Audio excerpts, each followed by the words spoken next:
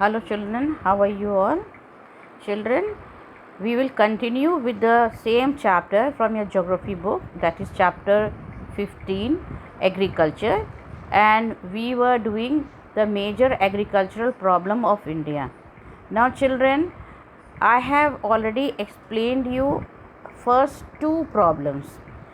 Now the seed problem of the seed that we were doing, in that I have already told you, I have explained you that good seed is very far away from the reach of the poor farmers, so they do not get good quality seed. That is why the yield is also very poor. Now because of this problem, now Indian government has taken some initiative so that they can help farmers to get good number of good quality of seed. Now children, will see in the next slide that to solve this problem, the government of India established the National Seed Corporation, that is NSC, in 1963, and the State Farmers Corporation of India, SFCI, in 1969. Now children, before I continue, I just want to tell you that these points are not given in your book. I just want to tell you all that though the problem is there, the government has taken initiative to solve the problem. So you should know what the government is doing and to solve the problem of the farmers.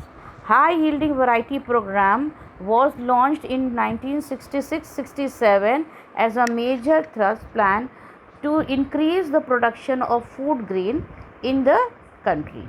Now production of breeder and foundation seeds and certified seeds distribution has gone up at an annual average rate of 3.4%, 7.5% and 9.5% respectively between 2004 and 2005 and 2010-2011.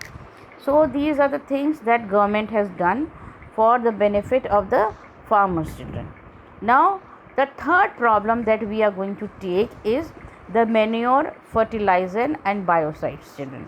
Maybe the heading which is given a bit different in your book, but the content is same. It has been estimated that about 70% of growth in agricultural production can be attributed to increased fertilizer application. Now you know what is fertilizer. It is not a new term for you. Now pests, germs and weed caused heavy loss to crops. Now children, you know what is pest, germs and weeds that grows in weeds that grow along with the crop. So these and pests, they destroy the crops.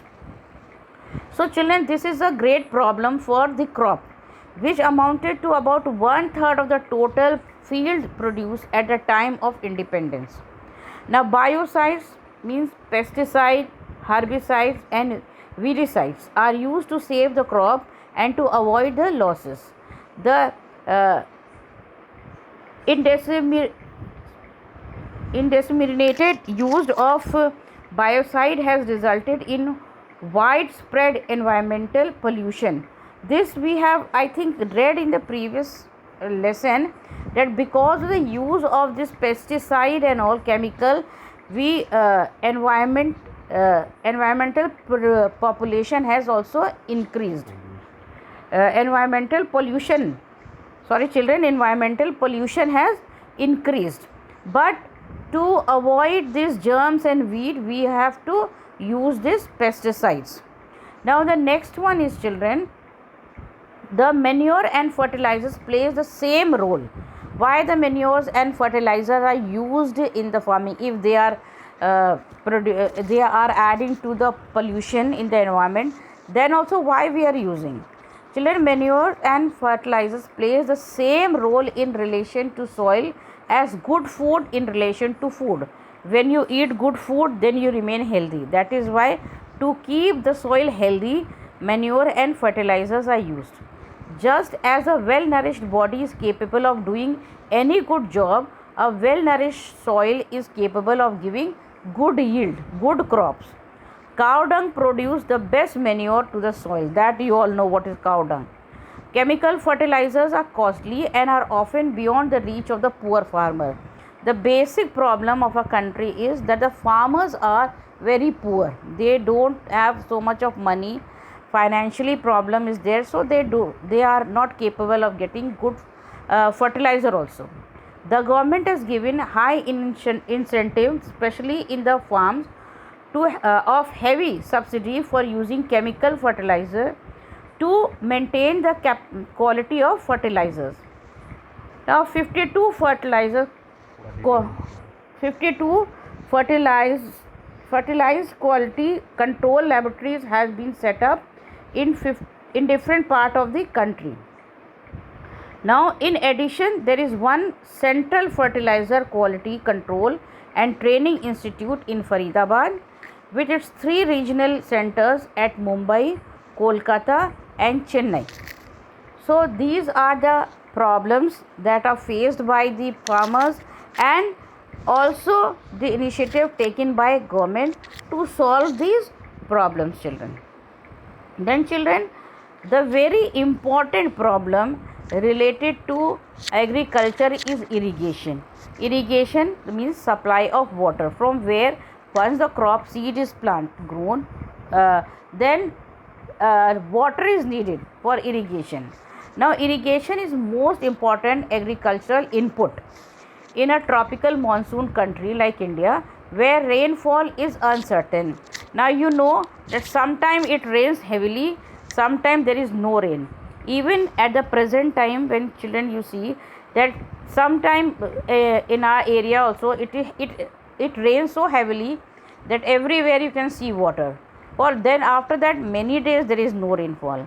In some part of India there is dry, and whereas Assam and Bihar is facing flood problem. So it is not uncertain and unreliable and erratic. So children, Indian farmers cannot depend on the rainfalls. But the problem is, because again the financial problem comes, because the farmers are not so rich, they are poor, so they cannot afford modern techniques to irrigate their lands. So they depend mostly on the rainfall. India cannot achieve sustained progress in agriculture unless and until more than half of the cropped area is brought under assured irrigation. More and more irrigation facility has to be given, so that water can be given to the land and proper irrigation can be done, so that farmers can get a good yield, good crop, and at the time where rainfall is needed. You will see, children, in the later coming chapters what happens. The time when rainfall or irrigation is needed, there is no water, and sometime what happens when there should irrigation is not needed, the time where crop is ready, at that time it rains, spoiling or destroying the crops. So that is why we say that it is uncertain, and so that is why unreliable. That is why, children, the problem is there. So for irrigation also some work has been done. Yes, see children, I will stop the class after this irrigated area portion. Now see children, 100% it is given here, and how much irrigated area is there. Punjab is the highest with irrigated. That is why Punjab is at the first place in agriculture. 98% in agriculture area is there in Punjab. In Haryana 85, then Uttar Pradesh 76%, Bihar 61, then West Bengal 56%, Andhra 49%, Uttarakhand 48%, Gujarat 46%, and if we take all India in average, then it is 45%. So just 45%, it is very less than 50%. So one of the major problem is the problem of irrigation in India. So children, here I come to the end of the class. Go through the chapter and also go through the questions that are given at the back of the lesson based till the topic that I have done today. Children, take care of yourself. Have a good day.